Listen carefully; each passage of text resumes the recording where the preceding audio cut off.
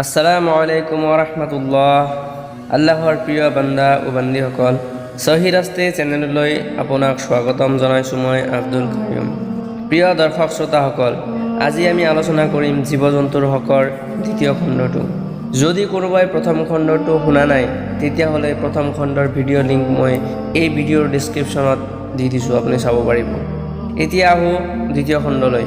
জীৱ জন্তুৰ হকৰ সৰ্বপ্ৰথম হক হৈছে মুছলমানে কেতিয়াও বিনা কাৰণত বিনা দুখত কোনো জন্তুক কষ্ট দিব নোৱাৰিব। হালাকি ঘৰৰ ওচৰে পাজৰে থকা পোহনীয়া জীৱ জন্তুক পাৰা মানে খোৱাৰ ব্যৱস্থাও কৰি দিব লাগিব। হাদিছত আহিছে যাৰ ভাৱাৰ্থ, আল্লাহৰ নবী সাল্লাল্লাহু আলাইহি সাল্লামে এদিন দেখা পালে এটা জন্তুক কোনোবাই কষ্ট দিছে। তেতিয়া নবী সাল্লাল্লাহু আলাইহি সাল্লামে সুধিলে, কোনে ইয়াক কষ্ট দিছে? এজন সাহাবাই ক'লে, মই দিছোঁ ইয়া ৰাছুলাল্লাহ। তেতিয়া নবী সাল্লাল্লাহু আলাইহি সাল্লামে কৈছে, ইহঁতক কষ্ট নিদিবা। তেতিয়া সাহাবাজনে ক'লে, যদি আমি ইহঁতক কষ্ট নিদিওঁ তো?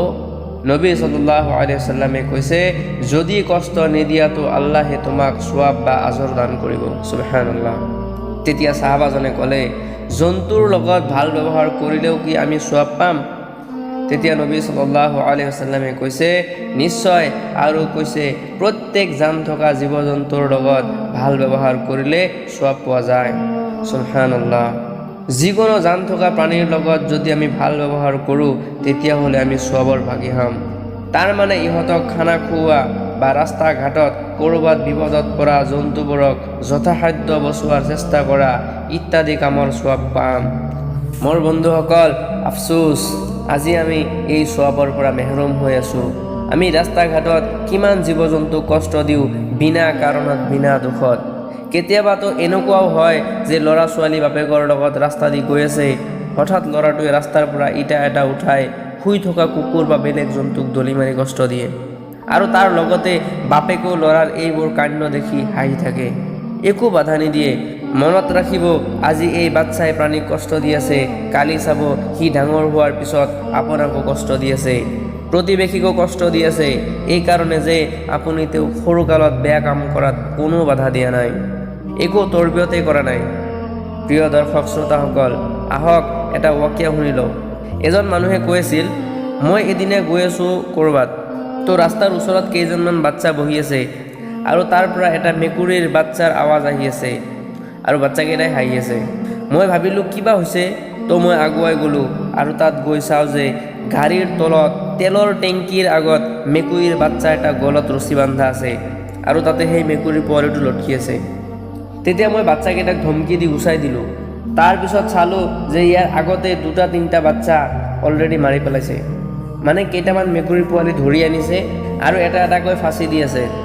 আচৰিত লাগিলে, আশে পাশে ইমানবোৰ মানুহে চাই আছে, তথাপিও কোনেও এই ল'ৰাকেইটাক বাধা দিয়া নাই। এই সৰু সৰু মেকুৰীৰ পোৱালিকেইটাই কি দোষ কৰিছিল যে এইবোৰক কষ্ট দি মাৰি আছে? আৰু আমাৰ গুনাহ নহ'ব নেকি এই ল'ৰাকেইটাক বাধা নিদিয়াৰ কাৰণে? কাৰণ এই ল'ৰাকেইটাতো সৰু আছিল, আৰু ইহঁতৰ ওপৰত শৰীয়তৰ হুকুম ফৰ্জ নাছিল, কিন্তু ইহঁতক বেয়া কামৰ পৰা বাধা দিয়াৰ দায়িত্বটো আমাৰ আছিল। প্ৰিয় দৰ্শক শ্ৰোতাসকল, আজি আমাৰ কাৰণে বা সৰু সৰু ল'ৰা ছোৱালীৰ কাৰণে কিমান ঘৰুৱা জীৱ জন্তু শান্তিত ঘূৰা ফুৰাও কৰিব নোৱাৰে।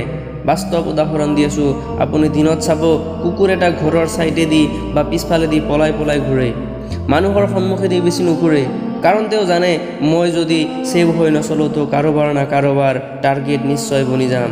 আৰু কুকুৰক মাৰাটো সৰু বাচ্চা বুলি নহয়, ডাঙৰ মানুহেও মাৰে। আৰু এতিয়া আৰু এটা কথা কৈ আছোঁ যে অকল কুকুৰ বুলিয়েই নহয়, গাহৰিকতো চাবই নোৱাৰে।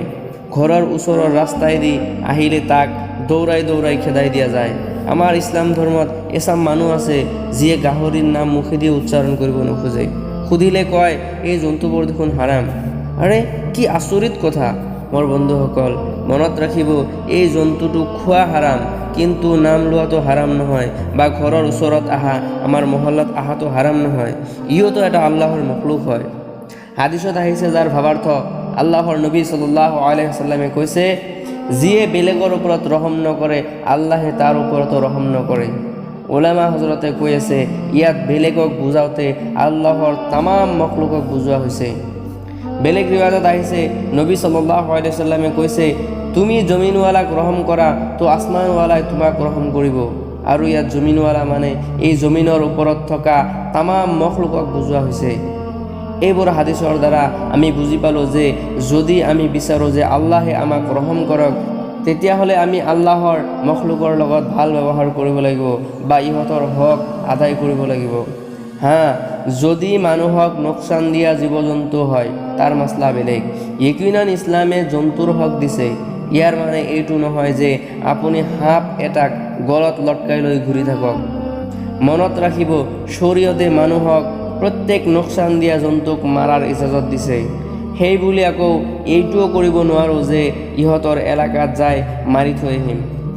ইহঁতক আপুনি তেতিয়াই মাৰিব পাৰিব যেতিয়া আপুনি ভাবিব যে এতিয়া আপোনাক নোকচান দিব পাৰে বা দিব। হাদিছত আহিছে, আল্লাহৰ নবী সাল্লাল্লাহু আলাইহি ওয়াসাল্লামে কৈছে, 5টা এনে জন্তু আছে যাক সকলো ঠাইত মাৰিব পৰা যাব যদি সি নোকচান দিয়া অৱস্থাত থাকে। সেইবোৰ হৈছে সাপ, কাউৰী, এন্দুৰ, পগলা কুকুৰ আৰু চিল। মোৰ প্ৰিয় দৰ্শক শ্ৰোতাসকল, নোকচান দিয়া জন্তু অকল এইকেইটাই নহয়। মনত ৰাখিব, কেতিয়াবা কেতিয়াবা পোহনীয়া জীৱ জন্তু নোকচানদেহ হৈ যায়। এতিয়া আহোঁ জন্তুৰ হুকুকৰ ভিতৰত এইটো এটা হক যে ইহঁতক জবেহ কৰাৰ তৰিকা। ইছলাম ধৰ্মত কিছুমান জন্তুক খোৱাৰ কাৰণে হালাল কৰি দিছে, আৰু সেই জন্তুবোৰ আমি খোৱাৰ আগত কেনেকৈ তাক জবেহ কৰিব লাগিব সেইটোৰো বেহতৰীন তৰিকা দি দিছে। হাদিছত আহিছে, যাৰ ভাৱাৰ্থ নবী সাল্লাল্লাহু আলাইহি ওয়াসাল্লামে কৈছে, আল্লাহ তাআলাই চবৰ কাৰণে এহসান ৰাখিছে, মানে ভাল ব্যৱহাৰ ৰাখিছে।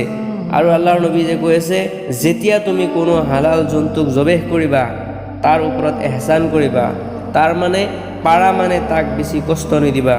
আৰু জবেহ কৰাৰ আগত যি ছুৰীৰে তাক কাটিবা সেই ছুৰী বা চাকু ধাৰ দি ল'বা। বেলেগ ৰিৱায়তত আহিছে, আল্লাহৰ নবী সাল্লাল্লাহু আলাইহি ওয়াসাল্লামে হালাল জন্তু কাটাৰ আগ মুহূৰ্তত বিসমিল্লাহে আল্লাহু আকবাৰ বুলি কাটিব দিছে।